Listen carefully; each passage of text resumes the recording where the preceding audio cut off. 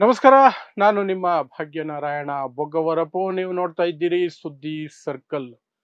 ಬಾಂಗ್ಲಾದೇಶದಲ್ಲಿ ಶೇಖ್ ಹಸೀನಾ, ಯಾವ ಶೇಖ್ ಹಸೀನಾ, ಕಳೆದ ವರ್ಷ ಅಲ್ಲಿ ದೊಡ್ಡ ಗಲಭೆಗಳಾಗಿ ಕ್ರಾಂತಿಯಾಗಿ ಬಾಂಗ್ಲಾದೇಶದ ಜನ ರಾಷ್ಟ್ರಪತಿ ಮನೆಯಿಂದ ಹಿಡಿದು ಪ್ರಧಾನಿಗಳ ಮನೆಯವರೆಗೆ ಎಲ್ಲ ಧ್ವಂಸ ಮಾಡಿ ಸುಟ್ಟು ಹಾಕಿ ಸಾಕಷ್ಟು ಮಂತ್ರಿಗಳ ಮೇಲೆ ಎಲ್ಲ ಹಲ್ಲೆ ಮಾಡಿ ನಡೆದಿತ್ತಲ್ಲ, ಕೊಲೆಗಳೆಲ್ಲ ನಡೆದಿತ್ತು.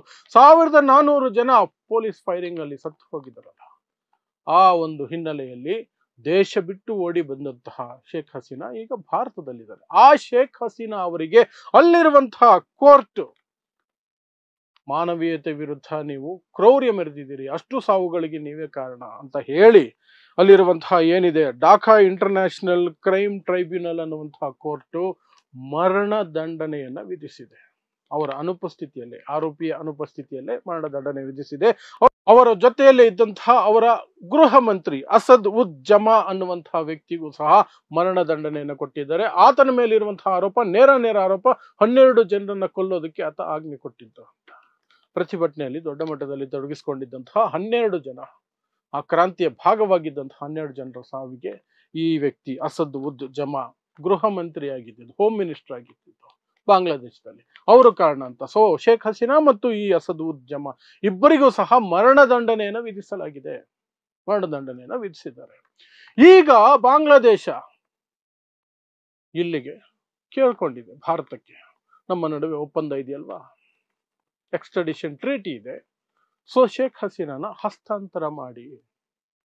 ಸೊ ಈಗ ಮೋದಿ ಸರ್ಕಾರ ಏನು ಮಾಡುತ್ತೆ ಅನ್ನೋದ್ರ ಬಗ್ಗೆ ಆಮೇಲೆ ಹೇಳ್ತೀನಿ, ಏನು ಮಾಡಬಹುದು ಅಥವಾ ಏನು ಇಲ್ಲಿವರೆಗೆ ಕೊಟ್ಟಿರುವ ಹೇಳಿಕೆ ಪ್ರತಿಕ್ರಿಯೆ ಏನು ಆ ಮರಣದಂಡನೆ ವಿಚಾರವಾಗಿ ಅಂತ. ಅದಕ್ಕಿಂತ ಮೊದಲು ಒಂದ್ಸಲ ಮೆಲುಕು ಹಾಕೋಣ. ಕಳೆದ ವರ್ಷ ಜುಲೈ ಮತ್ತು ಆಗಸ್ಟ್ ನಡುವೆ ನಡೆದಂತಹದ್ದು, ಜುಲೈ 1ನೇ ತಾರೀಕಿಂದ 15ನೇ ತಾರೀಕು ಆಗಸ್ಟ್ ವರೆಗೂ ನಡೆದಂತಹ ಹಿಂಸಾಚಾರ ಏನಾಗಿತ್ತು, ಯಾಕಾಗಿತ್ತು ಅಂತ.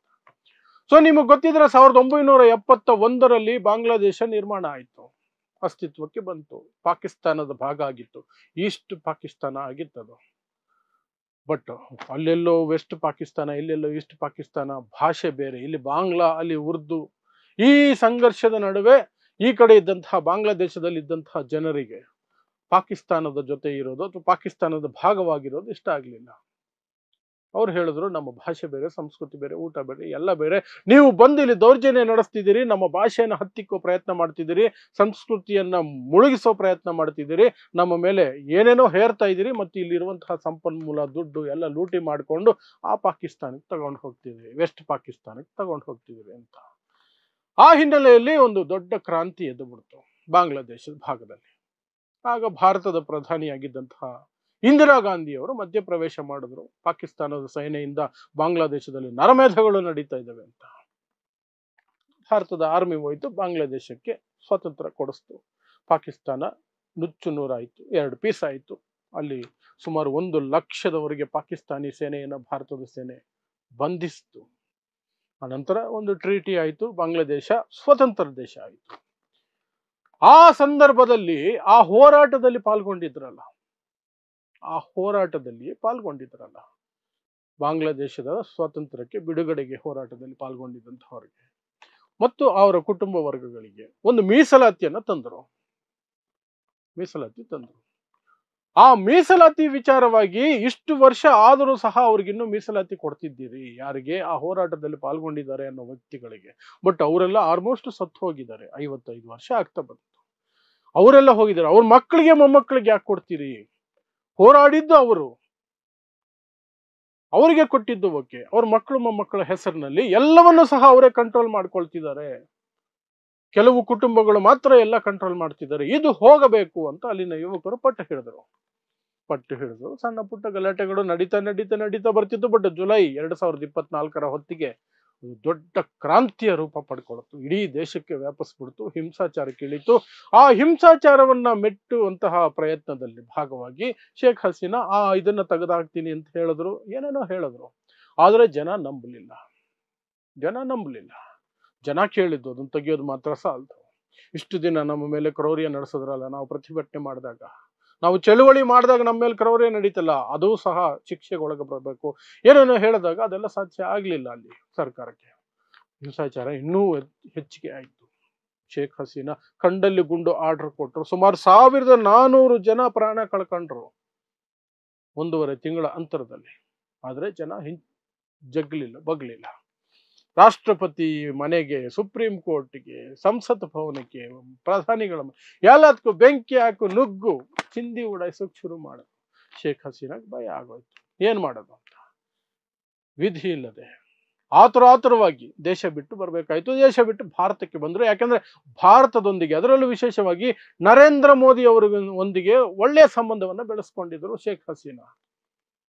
ನರೇಂದ್ರ ಮೋದಿ ಮತ್ತು ಶೇಖ್ ಹಸೀನಾ ನಡುವೆ ಒಳ್ಳೆ ಬಾಂಧವ್ಯ ಇತ್ತು. ಭಾರತ ಮತ್ತು ಪಾಕಿಸ್ತಾನದ ನಡುವೆಯೂ ಸಹ ಸರ್ಕಾರದ ಮಟ್ಟದಲ್ಲಿ ಒಳ್ಳೆ ಬಾಂಧವ್ಯ ಇತ್ತಲ್ಲ, ಇಲ್ಲಿ ಶೇಖ್ ಹಸೀನಾ ಕರ್ಕೊಂಡು ಆಶ್ರಯ ಕೊಟ್ಟಿದ್ದಾರೆ. ಇವತ್ತಿಗೂ ಸಹ ಶೇಖ್ ಹಸೀನಾ ಭಾರತದಲ್ಲೇ ಇರೋದು. ಸೊ ಇದಿಷ್ಟು ಆ ಕ್ರಾಂತಿಗೆ ಸಂಬಂಧಪಟ್ಟಂತಹ ಸಮಾಚಾರ. ಇನ್ನು ಈ ಮರಣದಂಡನೆ ಈಗ ಬಂದಿದೆಯಲ್ಲ, ಅದಕ್ಕೆ ಪ್ರತಿಕ್ರಿಯಿಸಿರುವಂತಹ ಶೇಖ್ ಹಸೀನಾ ಮಾಮೂಲಿ, ನಾನು ದೇಶಕ್ಕಾಗಿ ಪ್ರಾಣ ತ್ಯಾಗಕ್ಕೂ ಸಿದ್ಧ ಅಂತ. ಇಲ್ಲಿ ಕೂತ್ಕೊಂಡು ಅಲ್ಲಿ ಪ್ರಾಣ ತ್ಯಾಗಕ್ಕೆ ಸಿದ್ಧ ಅನ್ನೋದ್ರಲ್ಲಿ ಅರ್ಥ ಇಲ್ಲ. ಅವ್ರು ಹೇಳ್ಕೊಂಡಿದ್ದಾರೆ. ಈಗ ಭಾರತದ ಮೇಲೆ ಬಂದಿರುವಂತಹ ಒತ್ತಡ ಏನಂದ್ರೆ, ನಮ್ಮಲ್ಲಿ ಟ್ರೀಟಿ ಇದೆಯಲ್ಲ, ಎಕ್ಸ್ಟ್ರಡಿಷನ್ ಟ್ರೀಟಿ ಅಂತ.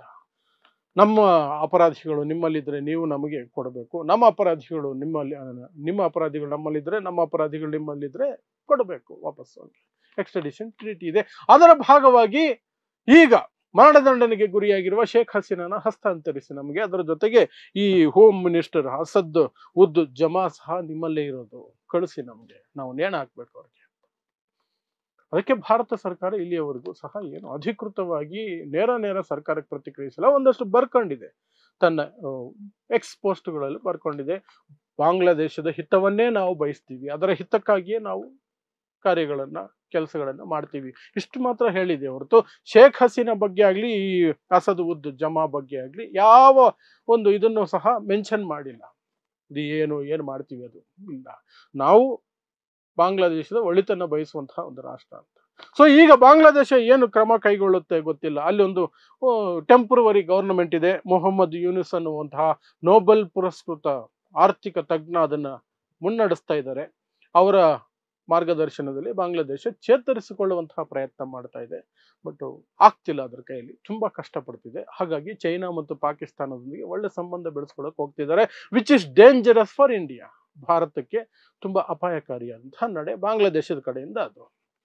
ಸೊ ಇದರ ನಡುವೆ ಈಗ ಮುಂದೆ ಮೊಹಮ್ಮದ್ ಯೂನಿಸ್ ಏನು ಕ್ರಮ ಕೈಗೊಳ್ಳುತ್ತಾರೆ ಗೊತ್ತಿಲ್ಲ. ಮತ್ತು ಮುಂದಿನ ವರ್ಷ ಫೆಬ್ರವರಿ ಅಥವಾ ಜನವರಿಯಲ್ಲಿ ಚುನಾವಣೆಗಳಿದ್ದಾವೆ ಬಾಂಗ್ಲಾದೇಶದಲ್ಲಿ. ಆಗ ಪ್ರಜಾಪ್ರಭುತ್ವ ರೀತಿಯಲ್ಲಿ ನಾವು ಒಂದು ಚುನಾಯಿತ ಸರ್ಕಾರ ಹೊಂದುತ್ತೀವಿ ಅನ್ನುವಂಥದ್ದು ಮೊಹಮ್ಮದ್ ಯೂನಿಸ್ ಅವರು ಕೊಟ್ಟಿರುವಂತಹ ಒಂದು ವಾಗ್ದಾನ.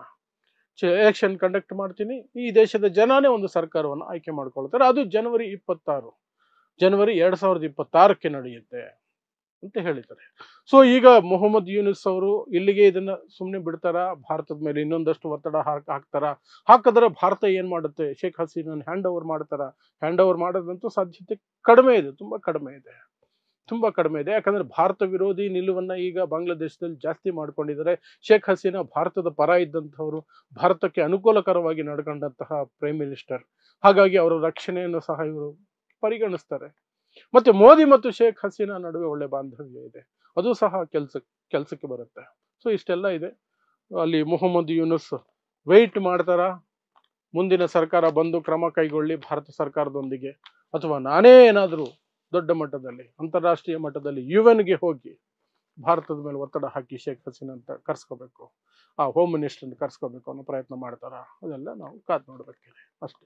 ಸೊ ಇದಿಷ್ಟು ಶೇಖ್ ಹಸೀನಾಗೆ ಮರಣದಂಡನೆ ವಿಧಿಸಿರುವ ಹಿನ್ನೆಲೆಯಲ್ಲಿ ನಾನು ನಿಮಗೆ ಹೇಳಬಹುದಾದಂತಹ ವಿವರಗಳು ಸಂಕ್ಷಿಪ್ತ ರೂಪದಲ್ಲಿ. ಸೊ ಇಂತಹದೇ ವಿಶೇಷ ಸುದ್ದಿಗಳಿಗಾಗಿ ನೋಡ್ತಾ ಇರಿ ಸುದ್ದಿ ಸರ್ಕಲ್. ನಾನು ನಿಮ್ಮ ಭಾಗ್ಯನಾರಾಯಣ ಬೊಗವರಪೋ.